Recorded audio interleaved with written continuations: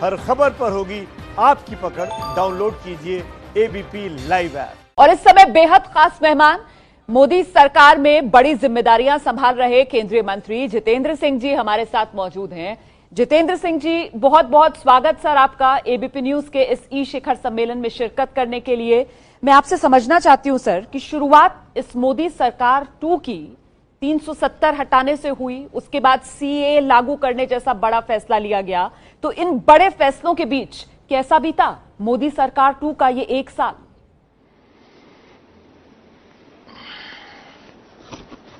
सबसे पहले तो हाँ, शुक्रिया रुमाना जी। सबसे पहले तो मैं ये कह दूं कि जैसे आपने कहा कि 1 साल के भीतर जो जो फैसले हुए हैं, ऐतिहासिक निर्णय, वो कई सालों में नहीं हुए और इसलिए भी ये इतिहास के पन्नों में ये साल अमर हो गया।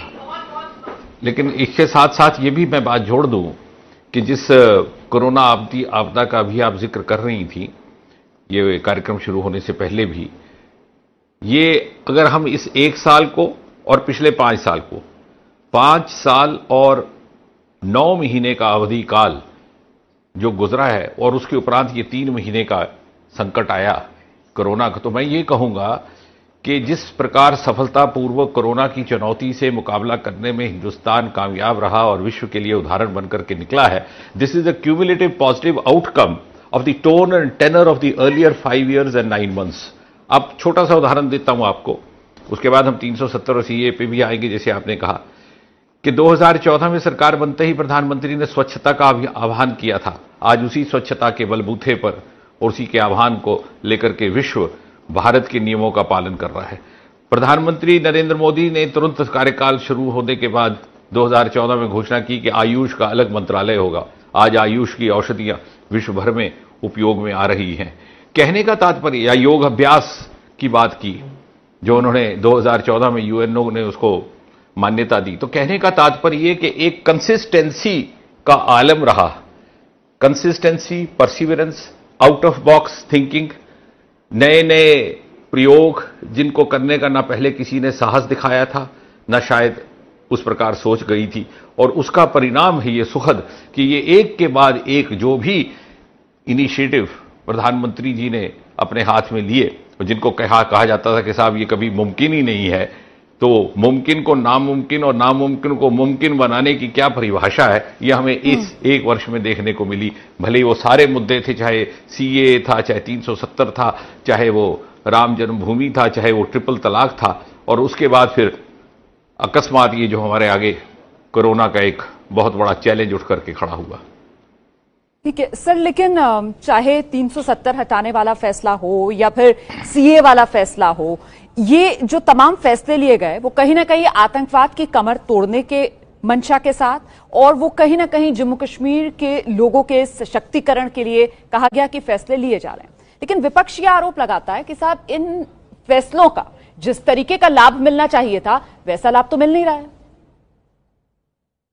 देखिए, ऐसा है रुमाना जी, वो एक पुराना फिल्मी गीत है कि दर्द अब जाके उठा, चोट लगे देर हुई। अब विपक्ष जो कहता है वो नहीं है जो वो चाहता है, और वो जो चाहता है उसे वो कहना नहीं चाहता या कहने का साहस नहीं रखता, क्योंकि वास्तविकता और हकीकत ये है।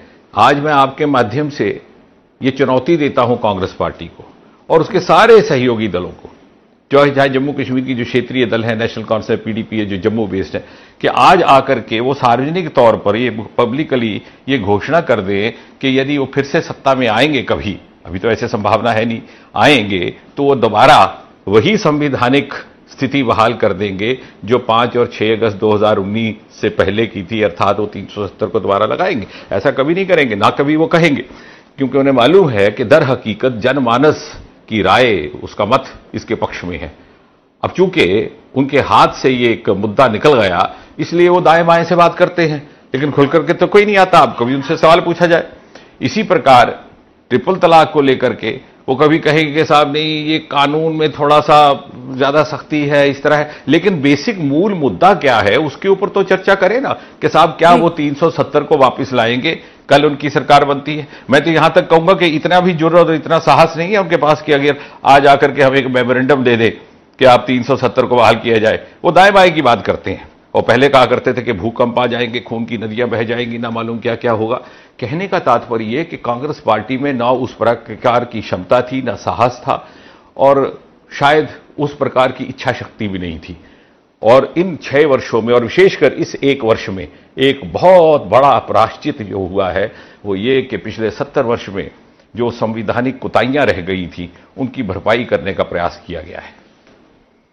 सर, आपने अभी अपने जवाब में ट्रिपल तलाक का भी जिक्र कर दिया।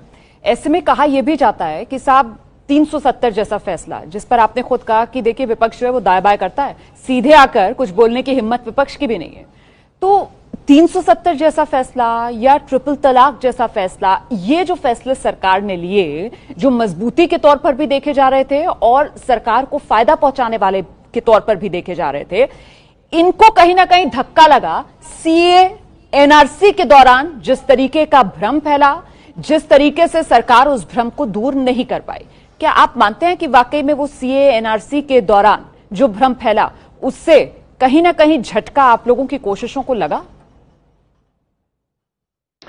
रमाना जी, मैं इसको इस तरह से देखूंगा, भ्रम फैला नहीं, भ्रम फैलाया गया और फैलाने का प्रयास किया गया, और धीरे धीरे आपने देखा कैसे वो फिजल आउट हो गया, क्योंकि झूठ के पांव नहीं रहते और स्वयं ही सेल्फ लिमिटिंग उसका एक लाइफ स्पैन होता है। सिर्फ फिजल आउट तो वो कोरोना के चलते हुआ, और वरना वो तो फिजल आउट हो ही नहीं रहा था, वो तो गले की हड्डी बन गया था सर, ना निगलते बन रहा था ना उगलते बन रहा था, ये तो हम सबने देखा। वो तो आपने रिट्रोस्पेक्टिवली आज कह रही है ना कि कोरोना के कारण हुआ। अगर कोरोना ना होता तो आप कहते बरसात के कारण हुआ, बरसात ना होती तो आप कहते लू के कारण हुआ, गर्मी में बैठ नहीं पा रहे हैं, क्योंकि जनवरी में तो बैठना आसान था शाहजहांपु में। देखिए, तो मतलब जो होता वो अपने आप ही होता, सरकार का उसमें लेकिन कोई जो घटनाक्रम हुआ है, जो घटनाक्रम हुआ है, मैं उसके आधार पर यह कह रहा हूं जी, और लोगों ने इसको बाई एंड लार्ज स्वीकार किया है, चाहे कोई भी समुदाय हो, चाहे वो हिंदू समुदाय है, मुस्लिम समुदाय है, इसको स्वीकृति मिली है। और आज भी कोई भी विपक्षी दल खुलकर के इस मूल विषय पर, जैसे मैंने थोड़े क्षण पहले, कुछ लम्हा पहले कहा, कोई भी सीधा सीधा नहीं कहता कि क्या यह मूलतः गलत है। वो तरीकेकार की बात करते हैं, प्रोसीजरल बातें करते हैं, इधर उधर की बातें करते हैं, क्योंकि उनको मालूम है कि ऑन प्रिंसिपल, सैद्धांतिक तौर पर असूलन जो किया गया वो वाजिब था, वो होना भी चाहिए था। कई बरस हिंदुस्तान ने उसके लिए इंतजार किया था।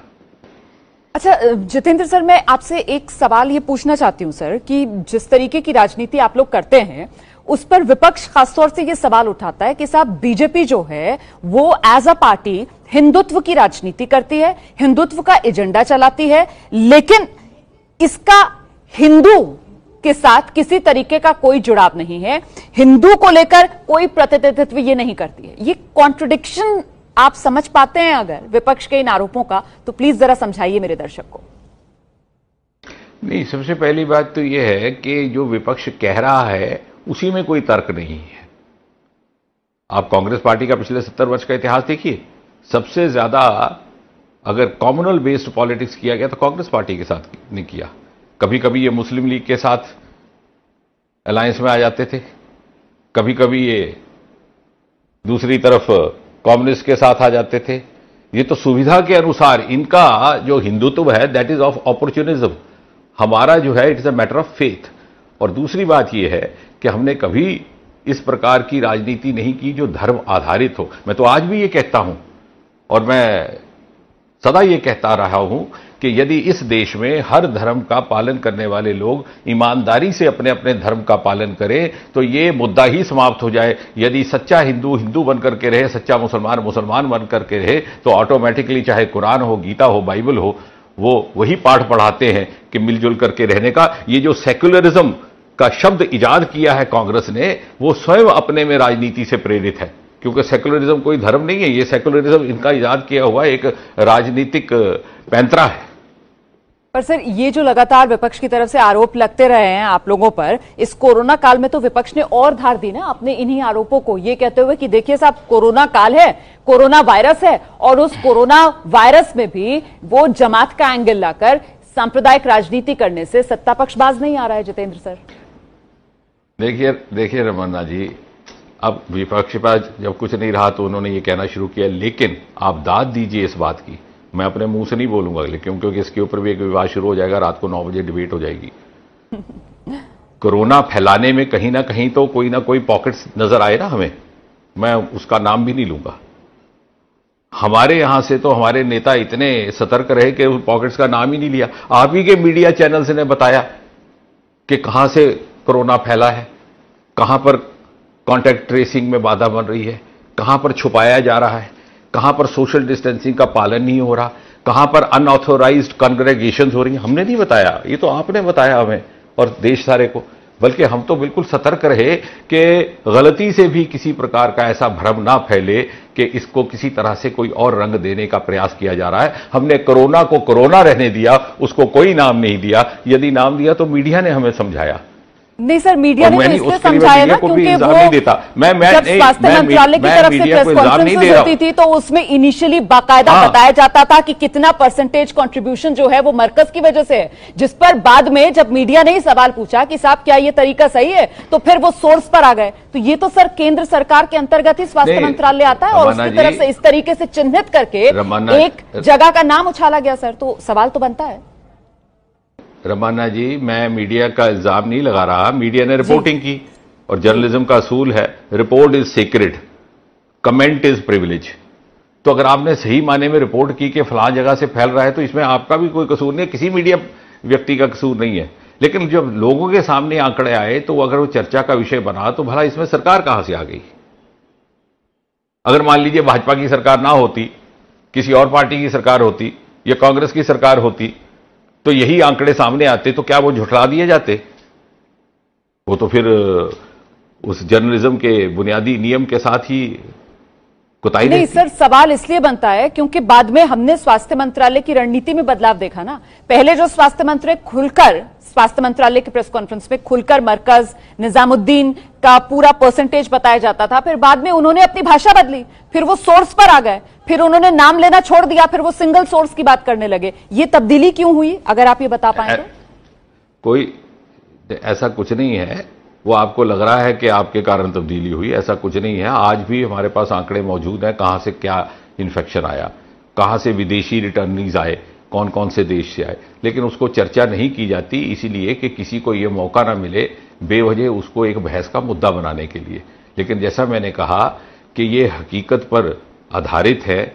अगर किसी ने रिपोर्टिंग की तो उसका कोई कसूर नहीं है, किसी ने इसका डाटा दिया तो उसका कोई कसूर नहीं है। अगर ये ना देता तो शायद आप ही की तरफ से ये आरोप आता कि आपने सच को दुनिया के आगे नहीं रखा, मीडिया ने सच को आगे नहीं रखा, हमारे स्टैटिस्टिशियंस ने आगे नहीं रखा। और अगर ना रखते तो जो रोकथाम के मेजर्स हैं, प्रिवेंटिव मेजर्स, देखिए अगर मान लीजिए अगर मलेरिया फैलता है तो आप कहते हैं ना कि साहब यहां टैंकी है, उसमें पानी बहुत दिनों से इकट्ठा हुआ, उसको मेहरबानी करके साफ कर दीजिए। अब आप कहेंगे नहीं वो टैंकी चूंकि फलां महाशय की है इसलिए उसका नाम नहीं लेना, तो वो पूरा का पूरा सोर्स रहेगा मोहल्ले के लिए। तो कहने का तात्पर्य ये कि अगर इस तरह के रोकथाम के मेजर्स करने थे तो कहीं ना कहीं तो स्टैटिस्टिशियंस और डाटा कलेक्टर्स को भी कोई ना कोई बात तो आगे रखनी थी। इसमें मीडिया ने भी अपनी जिम्मेवारी निभाई है और जो डाटा कलेक्शन वाले थे उन्होंने भी, क्या कि the longer we look back the further we look forward, आगे की जो रणनीति बनानी थी वो इसी पर आधारित थी। सही कह रहे हैं जितेंद्र सर, लेकिन आप भी काफी सोशल मीडिया पर एक्टिव रहते हैं और उस दौरान जिस तरीके से सोशल मीडिया पर हमने देखा कि एक कम्युनिटी को टारगेट किया गया, उसको डिमोनाइज कर दिया गया, क्या वो सही था? वो क्यों हुआ?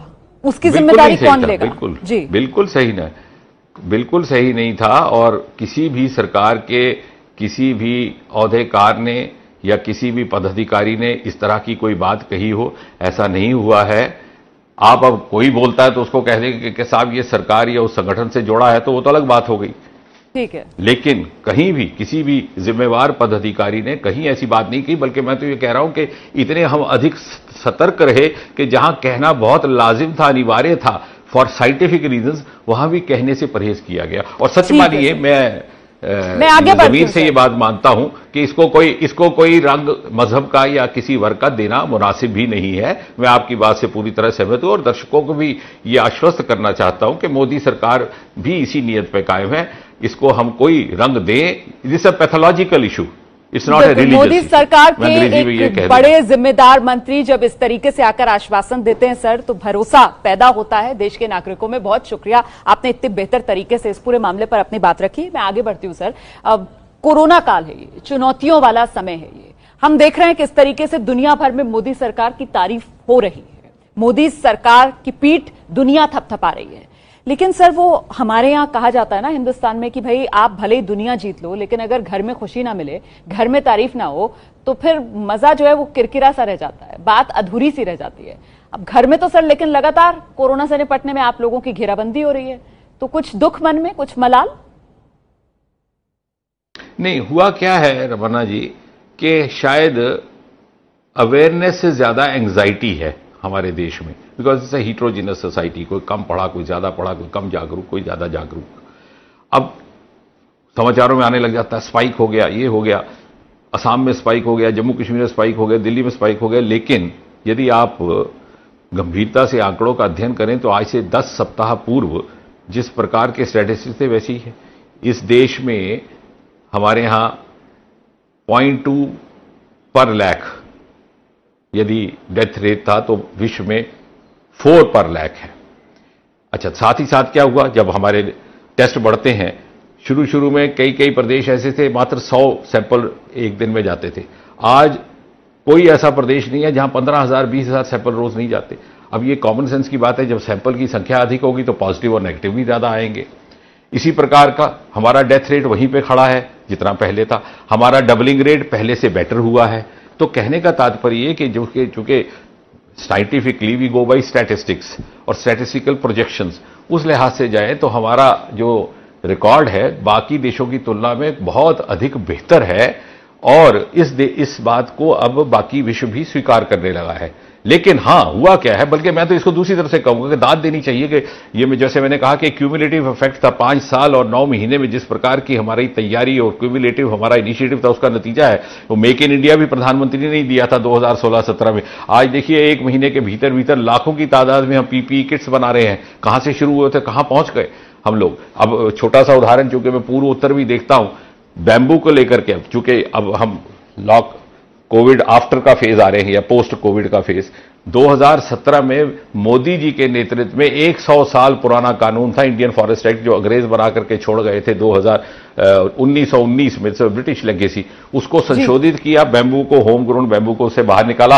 आज वही बैम्बू आपके काम आ रहा है, क्योंकि 5,000 से 6,000 करोड़ की तजारत होती है उसकी प्रतिवर्ष, और सारा का सारा बैम्बू चाइना और वियतनाम से लाया जाता था। घर घर में अगरबत्ती जलाई जाती थी, माचिस का, दिया सलाई का इस्तेमाल होता था। उस रिवाइवल की तरफ भी आज हम बढ़ रहे हैं, तो बाकी देशों की तुलना में। बल्कि मैं तो ये कहूंगा कि पोस्ट कोविड इंडिया जो होगा, it will be N opportunity in adversity. तो हम अगर उसको आंकड़ों के आधारित पे देखें, और बल्कि मैं समझता हूं कि आपका, हमारा, हम सब जिम्मेवार लोगों का ये दायित्व है कि हम लोगों को अवेयरनेस के साथ मैं इस कार्यक्रम में एक्चुअली आखिरी सवाल आपसे पोस्ट कोविड सिनेरियो पर ही लूंगी। उस पर मैं चाहूंगी कि हिंदुस्तान के लिए वो पोस्ट कोविड सिनेरियो आप क्या देख रहे हैं, हिंदुस्तान की राजनीति के लिए आप क्या देख रहे हैं। लेकिन उससे पहले जो मैंने सवाल पूछा था, मैंने तो खुद कहा सर कि दुनिया तो बहुत तारीफ कर रही है जिस तरीके से कोरोना पर काबू पाया गया, लेकिन विपक्ष के सवाल हैं कि थमने का नाम ही नहीं ले रहे, और वो लगातार नाकामियां दिखा रही है, गिना रही है, और तस्वीरें भी सामने आ रही हैं। अब देखिए, ये सरकार 2014 में चुन करके आई, उसके बाद विपक्ष बहुत कुछ कहता रहा। 2019 में उससे भी अधिक बहुमत से चुन करके आई। तो जिन लोगों ने इस सरकार को सत्ता सौंपी है, वो लोग इससे मुतमईन हैं। जो विपक्ष में बैठे हैं वो तो सदा असंतुष्ट रहेंगे। यदि वो असंतुष्ट नहीं होते तो फिर वो सत्ता से बाहर क्यों होते और विपक्ष में क्यों होते। तो जागे हुए को जगाने का काम नहीं है सरकार का। हां, जो सोया हुआ है उसको जगाने की जिम्मेवारी हमारी है। ठीक है सर, और मुझे लगता है कार्यक्रम के बिल्कुल आखिरी हिस्से में मैं हूं। सवाल तो कई हैं, लेकिन आपके पास भी मसरूफियत बहुत ज्यादा है, हमारे पास भी वक्त की बंदिश है। तो चलते चलते पोस्ट कोविड सिनेरियो देश के लिए, भारत की राजनीति के लिए आपकी नजर में क्या रहने वाला है? सबसे पहले तो मैं ये कहूंगा, क्योंकि संक्षेप में जैसे आपने भी कहा कि अब वक्त बहुत कम है और मुख्तसर बात की जाए। प्रधानमंत्री नरेंद्र मोदी विश्व नेता बनकर के उभरे हैं, पहले भी थे, and this fact has now got retreated and reestablished. तो पहली बार भारत की धरती से इस कद का नेता उभर करके विश्व स्तर पर आया है और इस कायनात में एक वर्ल्ड लीडर के रूप में उभरा है। This is going to be part of the history. दूसरा, मैं ये समझता हूं और मैं दावे के साथ कह रहा हूं, कुछ एक बहुत गंभीर सोच के बाद 6 महीने के बाद हम एक बार फिर से बैठ करके इस पर आकलन करेंगे। This is going to be a great opportunity for India. Post covid scenario is an opportunity in adversity for India. जैसे मैंने अभी इशारा किया कि 5,000 से 6,000 करोड़ की तजारत तो हम विदेशों से किया करते थे, मात्र अगरबत्तियां और दिया सलाई लगाने के लिए, जो हमारे यहां घर घर में चलती थी, अब वो घर घर में लगने लगेगी। टूरिज्म के लिहाज से मुझे किसी ने दूसरे दिन पूछा कि साहब आप पूर्वोत्तर की चिंता करते हैं तो क्या होगा शिलांग का, क्या होगा गैंगटॉक का। मैंने कहा आप देखिएगा अगले वाले सीजन में यूरोप से यहां पर टूरिस्ट आएंगे, क्योंकि ये कोरोना फ्री रहा जब वहां पर कोरोना ने इतनी हाहाकार मचा करके रखी। तो इसलिए मैं समझता हूं कुल आर्थिक स्थिति से देखिए हमारे हेल्थ स्ट्रक्चर को मुश्किल में मौका है और हमें फायदा हो सकता है इसमें, तो फिर जो मोदी सरकार 2 अपने टारगेट्स लेकर चली थी, जिसमें 2022 तक किसानों की आय दुगनी करने की बात थी, जिसमें 2024 तक जो देश की इकोनॉमी है उसको $5 ट्रिलियन की बनानी थी, क्या ये टारगेट सेम रहेंगे या फिर इस कोरोना की वजह से आपको लगता है एक्सटेंड होंगे? नहीं, मुझे अच्छा है आपने ये पूछा और सही पूछा, क्योंकि ये स्वाभाविक बात है, कुदरती बात है, विलंब तो हुआ है 3-4 महीने का। लेकिन जैसे मैंने कल ही अभी पूर्वोत्तर के सारे प्रदेशों से बात कर रहा था, मैंने कहा हम फिर भी ये प्रयास करेंगे दिन रात। ये तो 24x7 सरकार है मोदी सरकार, ये सोने वाली सरकार तो है नहीं। 24x7x365 हम प्रयास करेंगे कि हम अपनी टाइम लाइन्स को पूरी बंदिश के साथ अपना पालन करें, ताकि लोगों को ये लगे कि हमारी तरफ से, हमारी ईमानदारी में, हमारी प्रतिबद्धता में, हमारी कमिटमेंट में कोई कमी नहीं थी। अगर कुदरत के कारण को थोड़ा बहुत विलंब हुआ है तो उसको लोग समझते हैं, लेकिन मैं समझता हूं कि जैसा मैंने फिर से कहा, ये कार्यकाल अपॉर्चुनिटी हो नहीं सकता, ये होगा और इसके अपॉर्चुनिटी बनने का क्रम अभी से प्रारंभ हो चुका है। जिस प्रकार से हमारी तरफ से आपको ढेरों शुभकामनाएं। और मैं तो बस इतना ही कहना चाहती हूं कि अगर नियत हो ना तो फिर रास्ते बनते चले जाते हैं, तो वो नियत मोदी सरकार दिखा रही है। रास्ता बनते देश देखना चाहता है। बहुत बहुत धन्यवाद जितेंद्र सिंह जी हमारे साथ बने रहने के लिए।